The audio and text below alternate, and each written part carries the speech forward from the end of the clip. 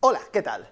Nos habéis preguntado que si la entropía tiende a crecer, ¿cómo es posible que se generen organismos complejos? ¿Por qué la materia parece tener una tendencia a organizarse? La pregunta es realmente difícil y realmente profunda. Os voy a contar un poquito cuáles son las ideas establecidas sobre el tema y para el final me guardo unas conjeturas bastante sorprendentes. ¿Realmente la vida es ordenada? La verdad es que quien piensa eso, quien piensa que la vida es ordenada, no conoce a mis sobrinos, de verdad.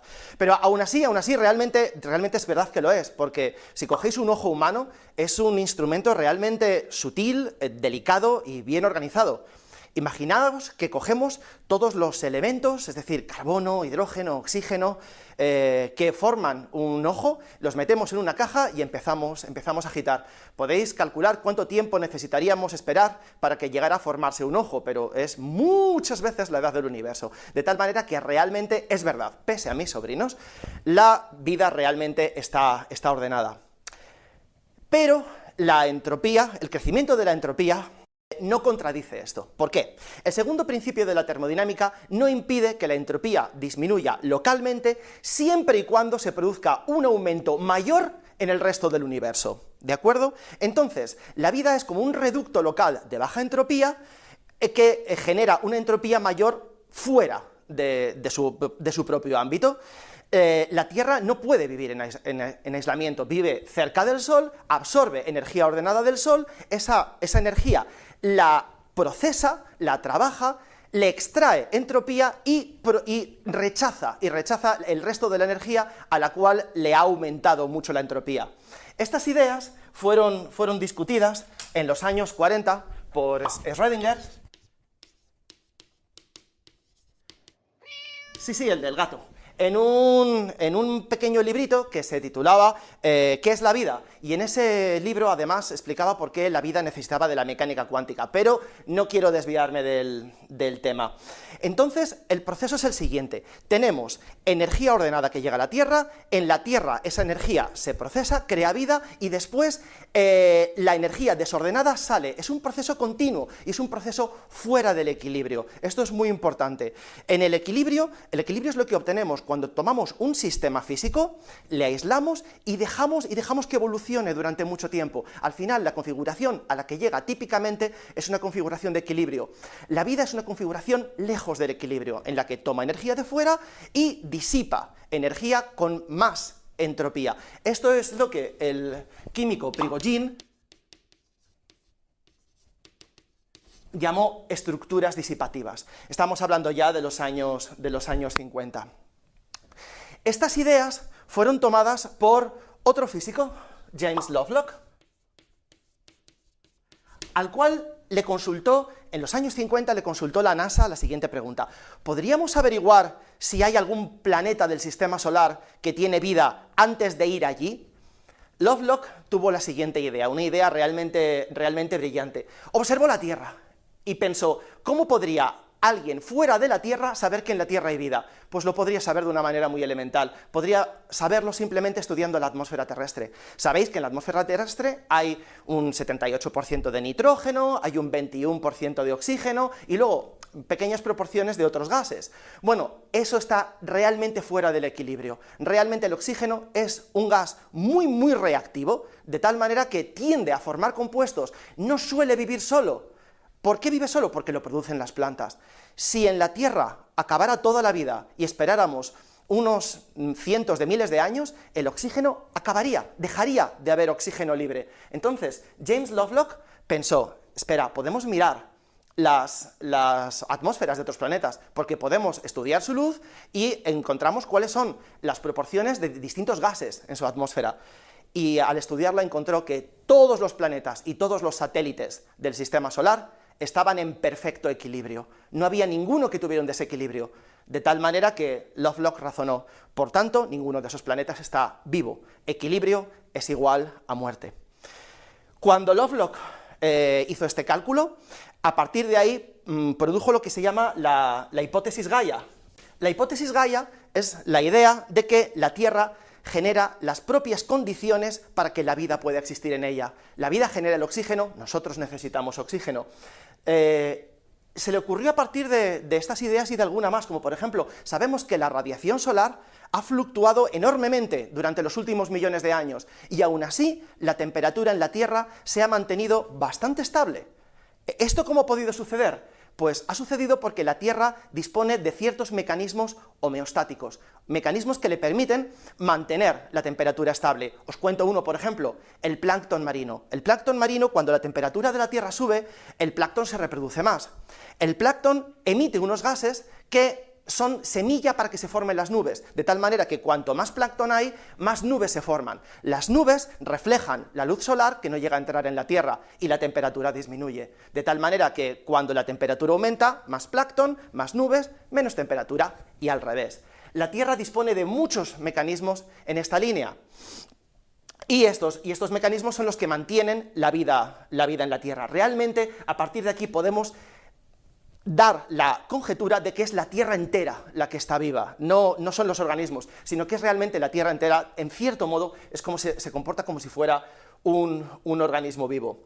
Antes de llegar a la conjetura final, que realmente espero que os sorprenda, os quiero hablar de cómo razonamos los físicos en términos de la complejidad, en la cuestión de la complejidad y la baja entropía. Hay un juego que diseñó un matemático, John Conway, que se llama El juego de la vida, The Game of Life. Este juego de la vida es un juego muy sencillo. Os voy a poner un vídeo donde vais a ver cómo funciona. El juego de la vida consiste en que tenemos una retícula, y en la retícula hay cuadraditos que están vivos y cuadraditos que están muertos, ¿de acuerdo? Los vivos y los muertos.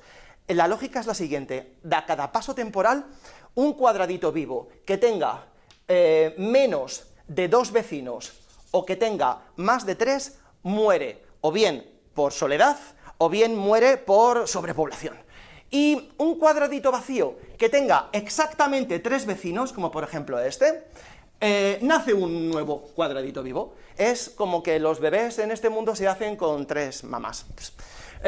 Bueno, pues fijaos qué tontas son las reglas. Bueno, pues en el vídeo os estáis viendo cómo partimos de una configuración inicial. Esta configuración inicial es aleatoria, ¿vale?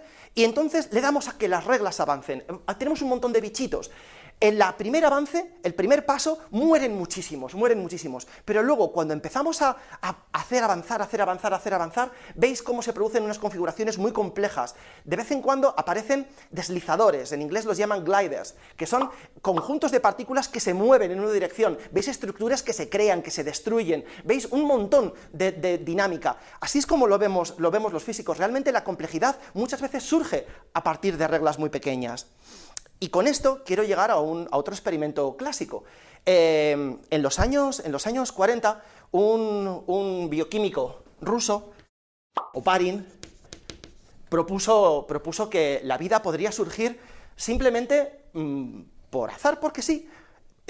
Propuso el siguiente experimento que realizaron los americanos unos años después, y fue meter en una caja, meter dióxido de carbono, metano, agua, digamos, gases que se conoce que estaban en la atmósfera primitiva, y luego soltó chispazos, un montón de chispazos, y ¿qué diríais que apareció al final? Pues aparecieron aminoácidos, es decir, las moléculas que son los constituyentes básicos de la vida. Bueno, esto la verdad es que este experimento dio mucho que pensar y nos hace volver a la pregunta inicial, pero con una vuelta de tuerca. La pregunta inicial era si el segundo principio de la termodinámica, el crecimiento de la entropía, era compatible con la vida. Lo es. Pero ahora vamos a una pregunta un poquito más allá, y es, ¿cómo de probable es que surja la vida, ¿no? Bueno, pues aquí tenemos una sorpresa, y la primera es una sorpresa que damos los físicos, y es lo que se llama el principio de máxima producción de entropía. De máxima producción de entropía.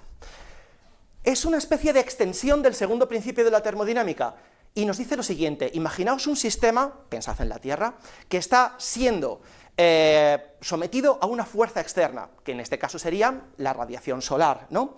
entonces el sistema puede seguir dos estrategias posibles, bueno, muchas más, pero dos os voy a destacar. Una de ellas es algo así como ponerse de perfil. Eso quiere decir que la Tierra lo que haría sería como dejar pasar la radiación intentando interactuar con ella lo menos posible, para aumentar lo menos posible su propio desorden, y voy a estar tranquilo, mira, tú pasa, no me molestes mucho. La otra es al revés, ponerse de frente, aquí estoy, radiación solar, ven, y decir, mira, voy a absorberte, voy a hacer cosas contigo y luego te voy a emitir. Bueno, la segunda manera es la que más entropía produce, como es lógico, y es la que ocurre siempre en la realidad. ¿Ocurre siempre? No, no, no, como en el segundo principio de la termodinámica, simplemente es mucho más probable que la otra. Es decir, es mucho más probable porque produce mucha más entropía. Cuanto más entropía produzca un proceso, más probable es. Y aquí viene la vuelta de tuerca. La vuelta de tuerca se ha producido hace muy poco tiempo, en los últimos años. Hay una serie de físicos, entre ellos Jeremy England, del MIT, que proponen la siguiente conjetura. La siguiente conjetura es que la luz solar llega a la Tierra.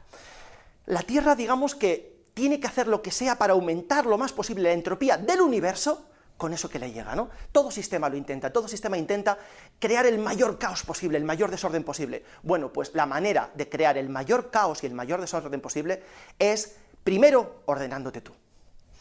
Intento explicar lo que quiero decir. La Tierra crea cloroplastos, mitocondrias, células, tejidos, bla, bla, bla, bla, bla, crea la vida, porque eso absorbe radiación solar, es decir, se pone de frente, radiación solar, ven, te estoy esperando, la acoge, hace cosas con ella, hace muchas cosas con ella, y luego la disipa, creando entropía. De esta manera, lo que proponen England y toda esta serie de físicos, basándose en el principio de máxima producción de entropía, es que la vida no sería un fenómeno infrecuente, sino al revés. Sería un fenómeno que, dadas las circunstancias apropiadas, tendería a producirse precisamente porque aumenta la entropía. Esta conjetura, de momento, es una conjetura que está en ciernes, todavía la gente está trabajando en ella, pero a mí me parece muy intrigante porque cambia totalmente la perspectiva. No es que la vida sea un fenómeno realmente aleatorio y que puede contravenir el crecimiento de la entropía, sino que a lo mejor es justamente lo contrario, a lo mejor es una consecuencia del aumento de la entropía, crear orden para poder después crear más caos. Bueno, pues con esta conjetura, que espero que os haya resultado intrigante, acabamos por hoy y muchas gracias por vuestra atención.